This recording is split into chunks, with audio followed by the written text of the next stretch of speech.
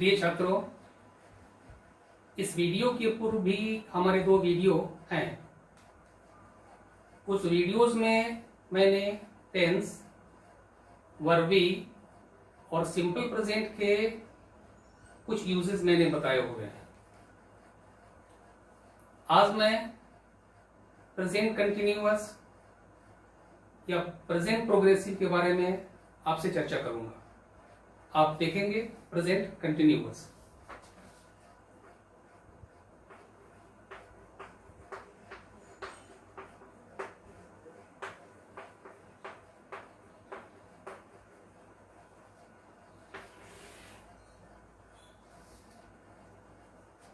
मैंने पूर्व में भी आपको जानकारी दे दी है कि टेंस का संबंध वर्ब के डिफरेंट फॉर्म से है। इसलिए मैं जब भी लिखता हूं तो किस टेंस के लिए वर्ब के किस फॉर्म का प्रयोग करना है वो मैं सबसे पहले लिख देता हूं। जैसे प्रेजेंट का ये कंटिन्यूअस है, तो प्रेजेंट के कंटिन्यूअस में हम वर्ब के चौथे फॉर्म का यूज करते हैं। और मैंने ये जानकारी पहले भी आपको दे रखी है कि यदि वर्ब के चौथे फॉर्म का यूज किया जाए तो इसके साथ वर्ब बी का प्रेजेंट फॉर्म यानी इज, एम, आर का प्रयोग अनिवार्य है। अब आप ये जान लें कि प्रेजेंट के कंटिन्यूअस का प्रयोग करते कब है।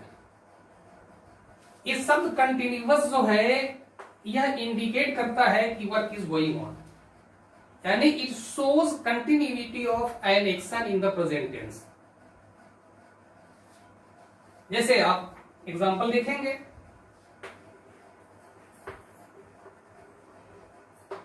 Mohan is eating bread.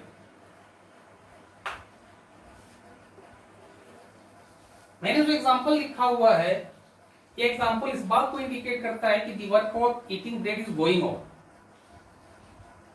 मैं एक कंफ्यूजन आपका दूर कर देना उचित समझता हूं कि कुछ लोग, जैसे मैंने ये वाक्य लिख दिया, मोहन इट्स ब्रेड। ये वाक्य मैंने जो लिखा हुआ है ये सिंपल प्रेजेंट का है और यह वाक्य यह इंडिकेट करता है कि मोहन रोटी खाता है, जबकि ऊपर वाला वाक्य यह बता रहा है कि मोहन रोटी खा रहा है। दोनों ही वाक्यों में बहुत ही अंतर है। जो दूसरा वाला वाक्य है यह मोहन की प्रेजेंट हैबिट को इंडिकेट करता है, न कि इसमें मोहन रोटी खा रहा है। Mohan eats bread means Mohan is not eating bread but it is the habit of Mohan to eat bread. तो आपका दृष्टिकोण जो है इस मामले में बिल्कुल क्लियर हो जाना चाहिए कि प्रेजेंट के कंटिन्यूअस और सिंपल प्रेजेंट में क्या डिफरेंसेस है। ये वाक्य जो मैंने लिखा हुआ है ये सिंपल प्रेजेंट का लिखा हुआ है, ताकि आपके सामने कोई भ्रम की स्थिति न बने। ये सिंपल प्रेजेंट का हुआ और सिंपल प्रेजेंट कभी भी किसी क्रिया की कंटिन्यूटी को इंडिकेट करता ही नहीं है। अगला एग्जांपल आप देखेंगे,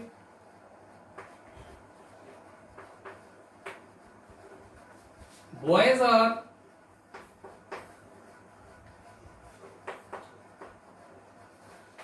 प्लेइंग चेस। लड़के शतरंज खेल रहे हैं।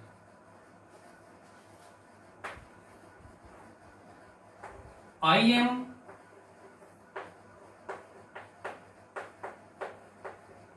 Writing a letter. मैं पत्र लिख रहा हूं।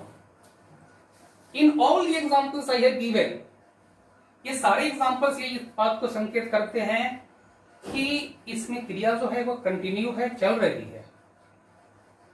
अब आप देखेंगे कि इसमें मैंने जो ये वर्ब बी का जो प्रेजेंट फॉर्म लिखा हुआ है इनके यूज करते कैसे, इसका यूज कहां करना है, अब मैं वो आपको जानकारी दे देता हूं।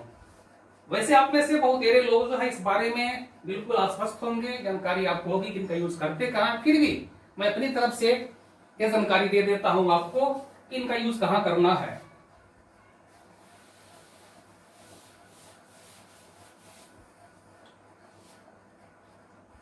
यदि आपका सब्जेक्ट थर्ड पर्सन का सिंगुलर हो, यानी ही, सी, it and singular noun,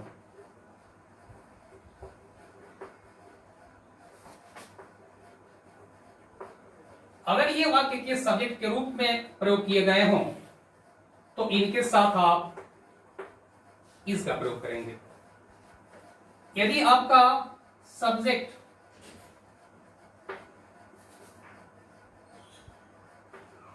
we, you, they and plural noun,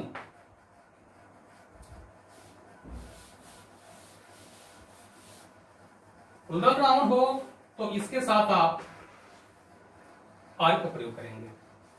और यदि आपका सब्जेक्ट फर्स्ट पर्सन का आई हो तो इसके साथ आप अनडाउटेडली एम का प्रयोग करेंगे। और मुझे विश्वास है कि आपको यह जानकारी पहले से होगी और इसमें किसी तरह का कोई भ्रम या कंफ्यूजन की स्थिति नहीं बननी चाहिए। आप ये बराबर ध्यान दें। अब मैं आपको यह स्पष्ट कर देना चाहता हूं कि मैंने पहले भी कह रखी है कि टेंस का संबंध जो है वर्ब के डिफरेंट फॉर्म से है, और मैं यहां पे वर्ब का फॉर्म लिखता हूं, मैं सेंटेंस का स्ट्रक्चर नहीं लिखता हूं। किसी भी सेंटेंस के लिए हमें दो चीजें आवश्यक है। यदि हम कोई भी सेंटेंस फ्रेम कर रहे हैं तो हमें सब्जेक्ट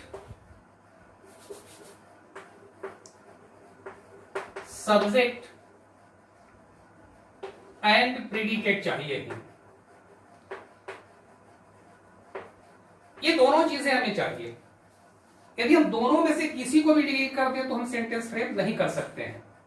तो ऑटोमेटिकली जब मैंने ये प्रेडिकेट लिख दिया तो निसंदेह वहां पे सब्जेक्ट की चर्चा ऑटोमेटिक तौर पर हो गई। जैसे मैं एग्जांपल दे रहा हूं, सी इज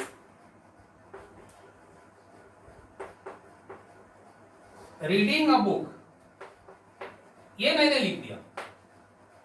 यहां मैंने ये बार खींच दी, ये पोर्शन आपका सब्जेक्ट हो गया और ये प्रेडिकेट हो गया।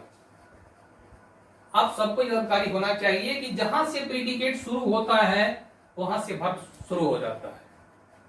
यदि हम प्रेडिकेट को डिलीट कर दें तो भी वाक्य हम फ्रेम नहीं कर सकते हैं। यदि सब्जेक्ट को डिलीट कर दें तब भी हम कोई वाक्य फ्रेम नहीं कर सकते हैं। इसलिए तो जैसे ही मैं वर्ब के फॉर्म को लिखता हूं, ये निसंदेह आपका ये सब्जेक्ट उसमें इंक्लूड हो जाता है, क्योंकि बिना सब्जेक्ट के आप कोई सेंटेंस फ्रेम नहीं करेंगे और बिना वर्ब के भी आप कोई सेंटेंस फ्रेम नहीं करेंगे। दोनों ही चीजें आवश्यक है। इसलिए मैं वो स्ट्रक्चर नहीं लिख रहा हूं जो छोटे बच्चों के लिए लिखे जाते हैं। आप चूंकि ऊंचे क्लास के विद्यार्थी हैं इसलिए आपको उसकी आवश्यकता नहीं है, क्योंकि मैंने आसपास कर दिया होगा कि जैसे ही हम वर्ब को लिखेंगे तो उसके साथ सब्जेक्ट आपका ऑलरेडी आ ही जाता है। अब आगे देखेंगे आप देखेंगे कि प्रेजेंट के कंटिन्यूअस में यदि कोई सेंटेंस है तो वैसे सेंटेंस को आप निगेटिव और इंट्रोगेटिव में कैसे बदलेंगे। मैं वो एग्जांपल दे देता हूं। ये सारे एग्जांपल जो है वो सब्जेक्ट और प्रेडिकेट से जुड़े हुए हैं। आप देखिए,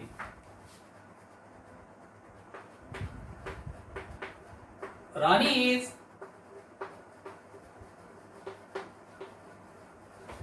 सिंगिंग ए सॉन्ग, ये मैंने वाक्य लिख दिया। ये वाक्य आपका प्रेजेंट का कंटिन्यूअस है। आप इसे यदि निगेटिव में बदलना चाह रहे हैं तो आप निगेटिव इस प्रकार से बदलेंगे, Rani is not singing a song. यदि आप इसी वाक्य को इंट्रोगेटिव में बदलना चाहते हैं तो आप इसे निम्न प्रकार से लिखेंगे, रानी इज, आप इसे इस प्रकार से लिखेंगे, इज रानी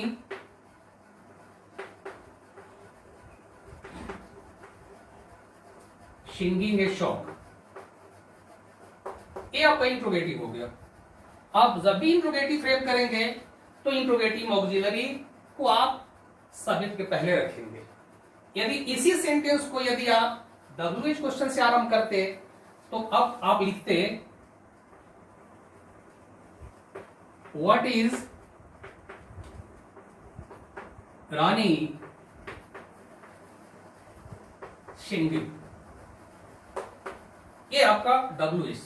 और मैंने आपको इसके पहले भी बता रखा हुआ है कि when an interrogative begins with WH question word, it is always followed by auxiliary। तो हमेशा ही उस WH के बाद जो टेंस होगा उस टेंस की ऑक्सिलरी चली जाएगी, आप ये ध्यान रखेंगे। आगे फिर देखेंगे आप अगला एग्जांपल।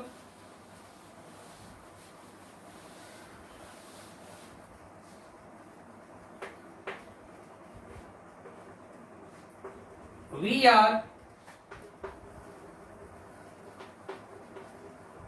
playing football।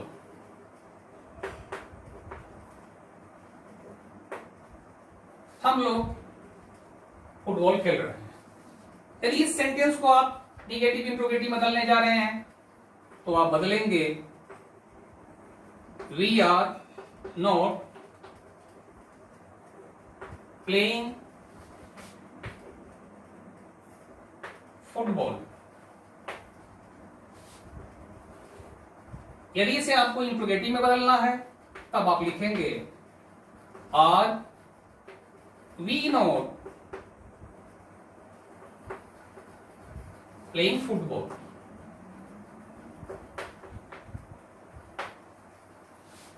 यदि इसी प्रश्न को आप WH के साथ जोड़ना चाहते हैं तब आप लिखेंगे वाई आर वी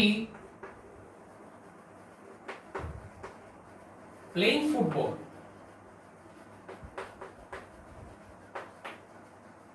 आप फिर देखेंगे कि मैंने WH का प्रयोग किया हुआ और WH के ठीक बाद मैंने ऑक्सिलरी का प्रयोग कर दिया हुआ है। इसलिए आप बराबर ध्यान रखें कि when an interrogative begins with WH question word it is always followed by auxiliaries। और WH के बाद कहां ऑक्सिलरी का प्रयोग किस टेंस में नहीं करते हैं इसकी चर्चा मैंने अपने पूर्व के वीडियोस में ये कर दिया हुआ है, आप उसे देख लें। और वैसे छात्र जो मेरा इस या पहला वीडियो देख रहे हैं वो काइंडली मेरे पूर्व के 2 वीडियोस को देखेंगे तो उनका दृष्टिकोण जो है वो स्पष्ट हो जाएगा। और किसी भी प्रकार की आपकी कोई परेशानी हो तो आप कृपया कमेंट बॉक्स में डालें, आपकी समस्या का समाधान निश्चित रूप से हम करने का प्रयास करेंगे। अब आप अगला एग्जांपल देखेंगे।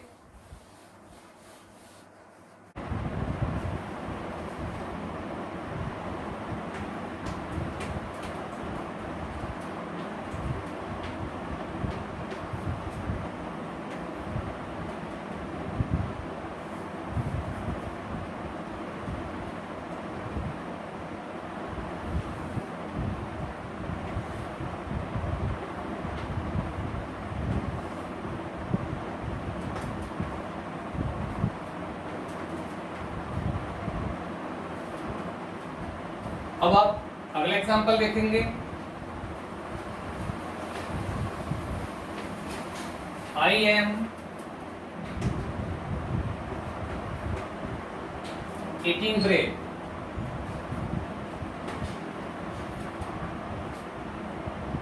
इसे निगेटिव में बदलेंगे I am not eating bread. इसे यदि इंट्रोगेटिव में बदलना हो तब लिखेंगे एम आई ईटिंग ब्रेड। यदि इसे हम WH से लिखना चाहते हैं व्हाट एम आई ईटिंग। इसके पूर्व भी मैंने चर्चा कर दी हुई है कि if an interrogative begins with WH question word, it is often followed by auxiliaries. WH के बाद कहाँ ऑक्सिलरी का प्रयोग हम नहीं करते हैं, इसकी चर्चा मैंने अपने पूर्व के वीडियोस में ऑलरेडी कर दिया हुआ है। आप ये देखें, यहाँ पे मैंने जो वर्ब किया हुआ, मैंने जो वर्ब का यूज किया हुआ है, यह वर्ब ट्रांजिटिव है, और जब ये क्वेश्चन व्हाट से आरंभ करेंगे तो यहाँ पे हम ऑब्जेक्ट को डिलीट कर देते हैं, ऑब्जेक्ट को नहीं रखते हैं। ऐसा नहीं है कि हम प्रश्न करें कि मैं क्या खा रहा हूँ और जवाब दे दें रोटी, तो ये गलत हो जाएगा, ये ध्यान रखेंगे। ठीक, अगला एग्जांपल देखेंगे आप।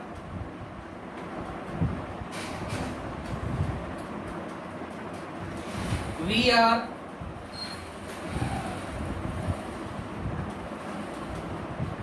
प्लेइंग फुटबॉल,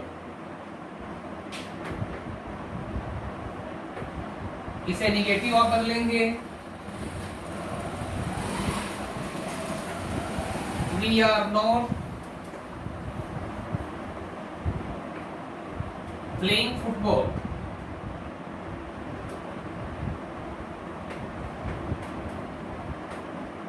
इसे इंट्रोगेटिव बदलेंगे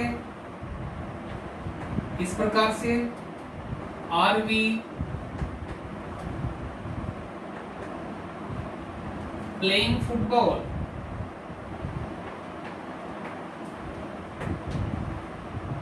यदि इसी को हमें अगर W से बदलना हो तो अब लिखेंगे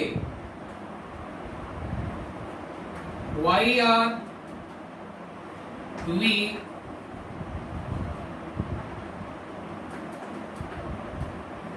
प्लेइंग फुटबॉल।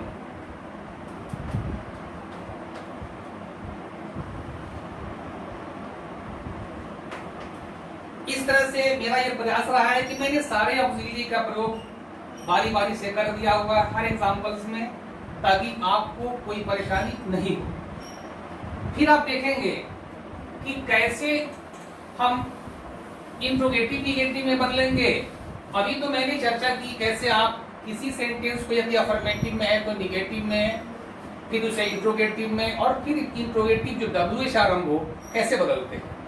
फिर आप ये देख लीजिए कि हम किसी सेंटेंस को इंट्रोगेटिव और निगेटिव में कैसे बदलेंगे साथ साथ। जैसे एग्जांपल आप देखेंगे, दे आर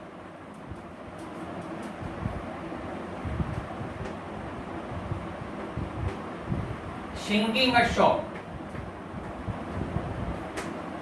ये मैंने वाक्य लिख दिया हुआ है आपका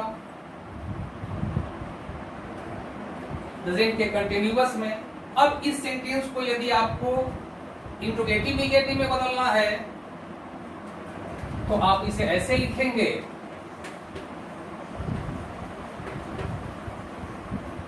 are they not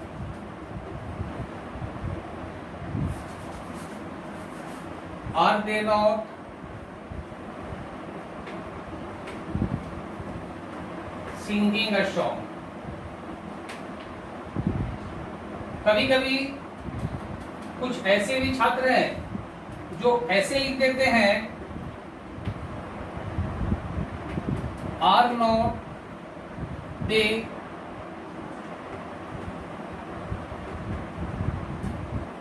singing a song. मेरे ख्याल से यह गलत है, क्योंकि आप इस तरह से प्रयोग नहीं कर सकते। जो एग्जाम्पल मैंने ऊपर में दिया हुआ है आप वैसे लिख सकते हैं, या यदि फिर आपको ऑक्सिलरीज के साथ ही नॉट का प्रयोग करना है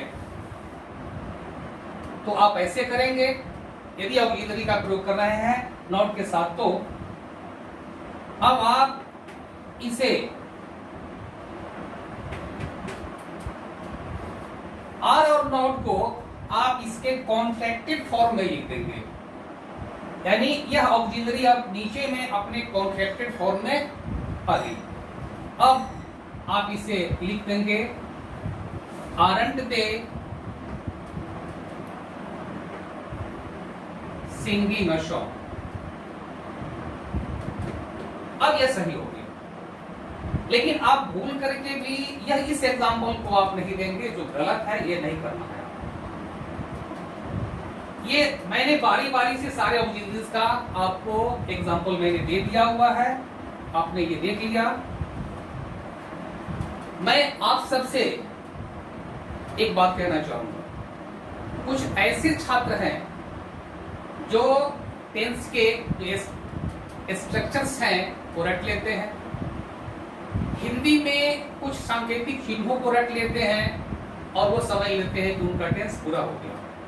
लेकिन मेरा मानना है टेंस समझने की ज्यादा और रटने की कम चीज है। अगर टेंस की जानकारी आपको अच्छी तरह से लेनी है तो टेंस को समझिए और टेंस के किस टेंस के साथ वर्ब के किस फॉर्म का यूज करना है, बस इसे रटिए। बाकी आप रटते हैं हिंदी के सांकेतिक चिन्हों को तो कभी ना कभी आपके लिए समस्या वह हो जाएगी। जैसे आप, मैं एग्जांपल दे रहा हूं, देखिए आप।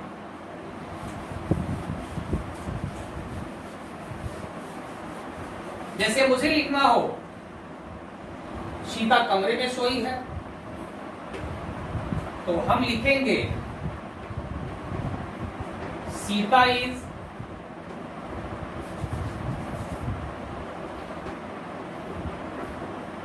sleeping in her room. Sita is sleeping in her room. लेकिन इसी चीज को वैसे छात्र जो हिंदी के कुछ एक सांकेतिक चिन्हों को रट लेते हैं वो इसे क्या लिखते हैं, वो लिखते हैं सीता है slept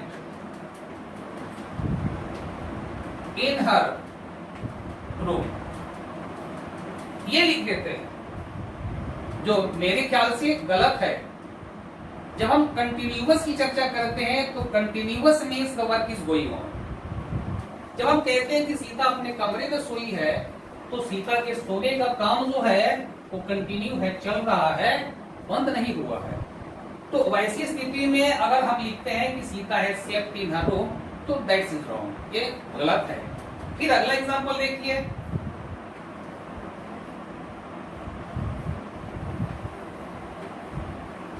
बॉयज आर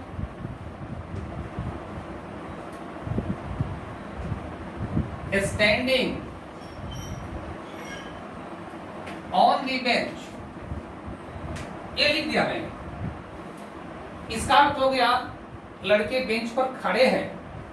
लेकिन इसी को वे विद्यार्थी जो हिंदी के कुछ एक सांकेतिक चिन्हों को याद करते हैं वो लिखते हैं बॉयज हैव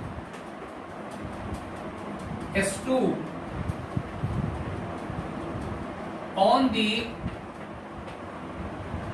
बेंच।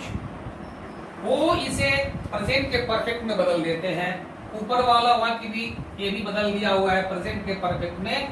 तो मेरे ख्याल से दोनों ही एग्जांपल जो है गलत है, ये नहीं होना चाहिए, क्योंकि कंटिन्यूअस का अर्थ ही है वर्क इज गोइंग ऑन, काम चल रहा है। जब काम चल रहा है तो वैसी स्थिति में हम प्रेजेंट के परफेक्ट का प्रयोग नहीं करें। इसलिए आपसे आग्रह है कि आप टेंस को समझें और टेंस जो है वो समझने की चीज है, और साथ ही आप वर्ब के किस फॉर्म का प्रयोग किस टेंस के साथ करना है उसे बारीकी से समझें। धन्यवाद।